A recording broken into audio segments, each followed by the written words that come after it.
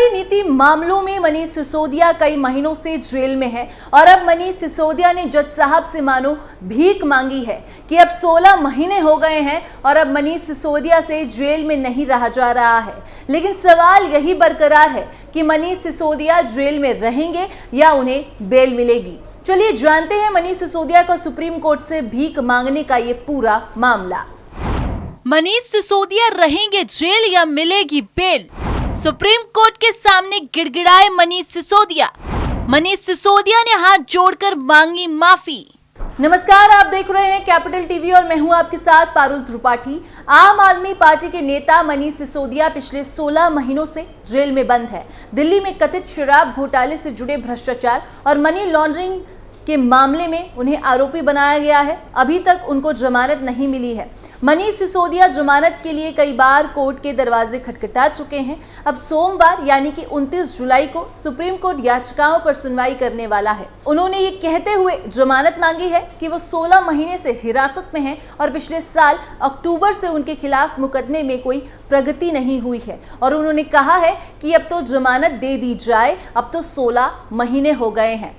Supreme court की website पर upload की गई 29 जुलाई की कॉज लिस्ट के अनुसार जस्टिस BR गवई और KV विश्वनाथ की बेंच सिसोदिया की याचिकाओं पर सुनवाई करेगी। पिछली सुनवाई में सुप्रीम कोर्ट ने नोटिस जारी कर केंद्रीय जांच ब्यूरो और प्रवर्तन निदेशालय को सिसोदिया की जमानत याचिका पर जवाब दाखिल करने को कहा था। सुप्रीम कोर्ट ने 16 जुलाई को कहा था नोटिस का जवाब 29 जुलाई तक दे, हम 2 हफ्ते बाद इस पर फिर विचार करेंगे। सिसोदिया के वकील ने तर्क दिया था कि वरिष्ठ आप नेता 16 महीनों से जेल में हैं और केस आगे नहीं बढ़ रहा है। अक्टूबर 2023 से जांच में कोई प्रगति नहीं हुई है। सुप्रीम कोर्ट ने पिछले साल 30 अक्टूबर को अपने फैसले में सिसोदिया को जमानत देने की इनकार कर दिया था, लेकिन कहा था कि अगर अगले 3 महीने में मुकदमा धीमी गति से आगे बढ़ता है तो वो नए सिरे से जमानत के लिए आवेदन कर सकते हैं। पहले जमानत याचिका हो चुकी है खारिज। उधर राउस एवेन्यू कोर्ट की विशेष न्यायाधीश कावेरी बावेजा ने 30 अप्रैल को सिसोदिया को जमानत देने से इनकार कर दिया था। अपनी याचिका में सिसोदिया ने दूसरी बार रेगुलर बेल मांग की थी। जमानत देने से इनकार करते हुए ट्रायल कोर्ट के आदेश में कहा गया था कि मामले की कार्रवाई में देरी काफी हद तक सिसोदिया के कारण ही हुई है। इसके बाद दिल्ली हाई कोर्ट ने सिसोदिया को जमानत देने से इनकार करते हुए कहा था कि वो भ्रष्टाचार के मामले में जमानत देने के लिए ट्रिपल टेस्ट और धन शोधन निवारण अधिनियम 2002 के तहत आवश्यक दोहरी शर्तों को पूरा नहीं करते। सुप्रीम कोर्ट में लगाई गुहार। इसे चुनौती देते हुए सिसोदिया ने सुप्रीम कोर्ट में याचिका लगाई। पिछले महीने सुप्रीम कोर्ट में सिसोदिया की याचिका पर सुनवाई के दौरान सॉलिसिटर जनरल तुषार मेहता ने कहा था कि शराब नीति मामले में अंतिम आरोप पत्र 3 जुलाई तक दायर की जाएगी। इस बीच दिल्ली के एक अदालत ने शुक्रवार को सिसोदिया की न्यायिक हिरासत 31 जुलाई तक बढ़ा दी थी।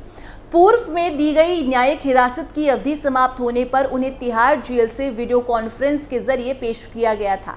मनीष सिसोदिया को CBI ने आबकारी नीति मामले में उनकी भूमिका के लिए 26 फरवरी 2023 को गिरफ्तार किया था। बाद में ED ने उन्हें 9 मार्च 2023 को संबंधित मनी लॉन्ड्रिंग के आरोप में गिरफ्तार किया था। सिसोदिया ने कथित दिल्ली आबकारी नीति मामले में जुड़े भ्रष्टाचार और मनी लॉन्ड्रिंग मामलों में सुप्रीम कोर्ट से जमानत की मांग की है।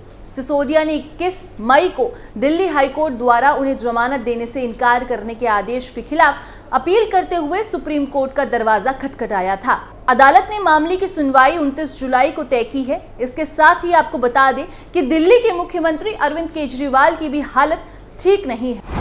अरविंद केजरीवाल के घोटाले पर लेटेस्ट अपडेट। अरविंद केजरीवाल के घोटाले की कहानी में दिल्ली उच्च न्यायालय ने दिल्ली के मुख्यमंत्री अरविंद केजरीवाल को राहत प्रदान करते हुए तिहाड़ जेल में बंद रहने के दौरान अपनी कानूनी टीम के साथ 2 अतिरिक्त मुलाकात करने की याचिका को अनुमति दे दी थी।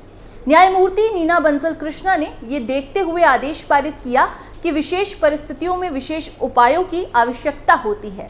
बता दें कि इससे पहले निचली अदालत ने अतिरिक्त लीगल मीटिंग के लिए केजरीवाल की याचिका को खारिज कर दिया था, लेकिन हाई कोर्ट ने उनकी इस मांग को स्वीकार किया। अदालत ने अपने फैसले में कहा कि विशेष परिस्थितियों में विशेष उपायों की आवश्यकता होती है।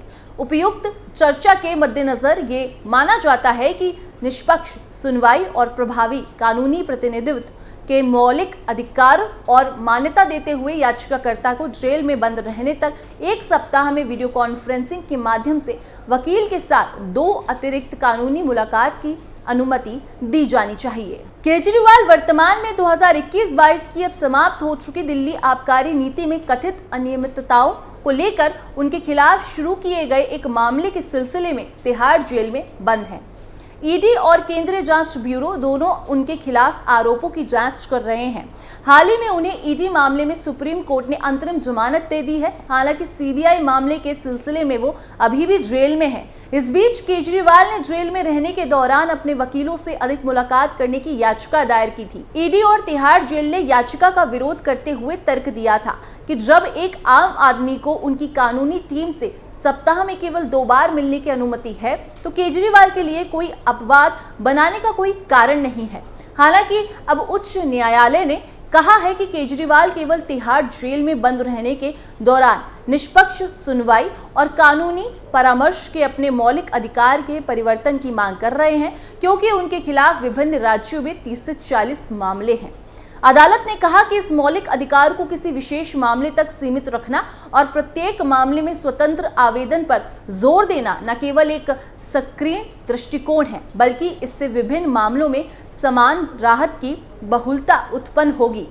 वास्तव में यदि ऐसी राहत को व्यक्तिगत मामले से संबंधित माना जाता है तो न कि किसी व्यक्ति विशेष से, याचिकाकर्ता को प्रत्येक मामले में स्वतंत्र आवेदन करने के लिए कहना न केवल देरी का कारण बनेगा, बल्कि अप्रत्यक्ष रूप से उसे प्रभावी कानूनी सहायता के अधिकारी से वंचित कर सकता है। इससे पहले केजरीवाल को राउस एवेन्यू कोर्ट से झटका भी लग चुका है।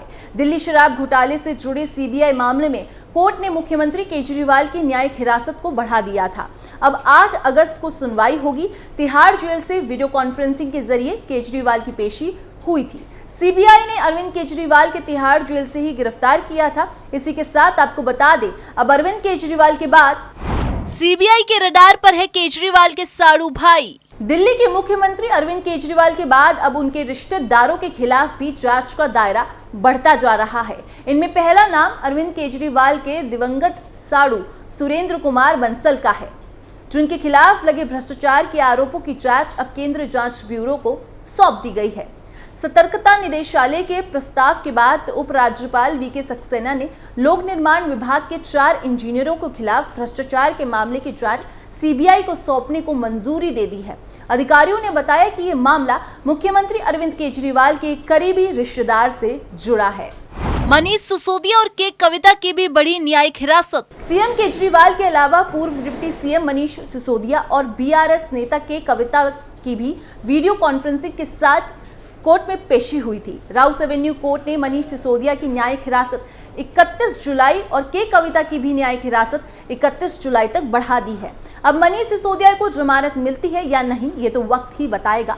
फिलहाल इस खबर में बस इतना ही। बाकी देश और दुनिया की तमाम खबरों के लिए आप देखते रहिए कैपिटल टीवी।